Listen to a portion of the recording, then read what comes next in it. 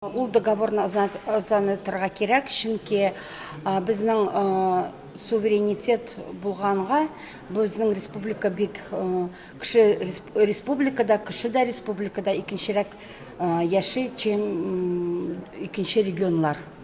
Менә күршеләргә дә карасаң, Ульяновская область, Удмуртская область, Кировская область, алар бит начаррак яши. Мин күрәм бу договорның файдасын. Татарстан бик зур, көчле республика. Без бик күп эшлибез. Шуңа күрә налоглар да күбрәк калырга тиеш. Чөнки күп налог китә, аннан соң без ул акчаларны кире сырыбыз федеральный центрда. Бу гадел түгел дип уйлыйм. Менә заманында Сергей Миронов үзе каршы чыккан иде шу договорга.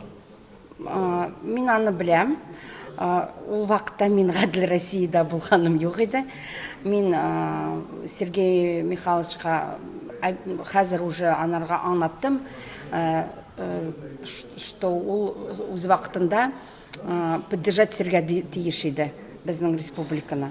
Хәзерге менә опыт бүгенге көндә без күрәбез, безнең суверенитет үзенең результатларын күрсәтә.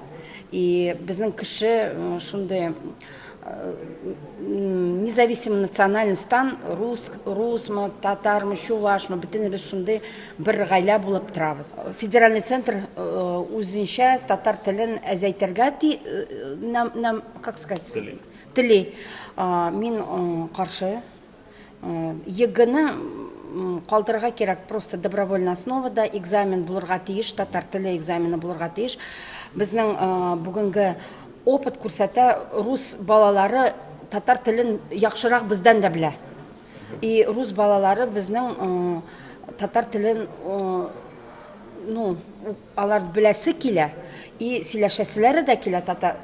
Чөнки алар яшиләр Татарстанда. Монда безнең ул тел якын, и татарлар белән татарча сөйләшкәндә үзеңнең фикерләреңне яхшырак әйтә аласың. Хәзер бит инде рус теленә күбрәк сәгатьләр бирәләр. Шуңа күрә бар норматив, общая нагрузка балаларны укыта торган. И шуңа күрә татар телен уже в должном объеме бирә алмыйбыз. Ничек ул бирелгән, хәзер аны сокращать-тәләр языки, и шуңа рус теле бу күбрәк булачак. Минем фикерем, хәзер балалар татар телен дә белмәячәк, рус телен дә белмәячәк. Бу программаларны регионларга үзләре, һәр регион үзе программасын төзергә тиеш дип уйлыйм. Үзенең программасы. Депутат булсам, егыны отменить итер идем беренче. Мин үзебезнең республиканың интересларын яклар идем.